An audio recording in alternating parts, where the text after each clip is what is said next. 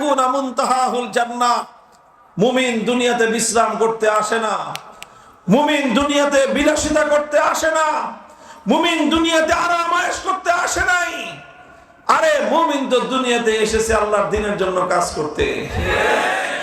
আল্লাহর দ্বীনের জন্য কাজ করা, এটাই হলো মুমিনের জীবনের উদ্দেশ্য। হ্যাঁ, দুনিয়াতে যেহেতু থাকতে হয়, থাকার প্রয়োজনে কিছু টাকা পয়সার দরকার হয়, এই জন্য মুমিন কখনো চাকরি করে। থাকতে হলে খেতে হয়, পান করতে হয়, বাসস্থানের ব্যবস্থা করতে হয়, এই জন্য মুমিন কখনো ব্যবসা করে।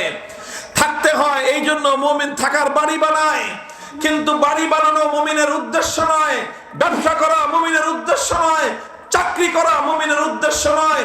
মুমিনের উদ্দেশ্য হলো আল্লাহর দ্বীনের ঝান্ডা আল্লাহ পাক তার হাতে দিয়েছেন, এই ঝান্ডা নিয়ে সে চলতে থাকবে, চলতে থাকবে।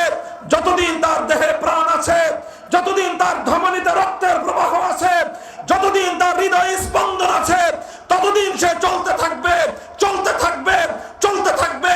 মরণ চলে আসলে মরতে থাকবে, চলতে থাকবে, মরতে থাকবে, চলতে থাকবে। যতক্ষণ দেহে প্রাণ আছে তার আগ পর্যন্ত সে থেমে যাবে না।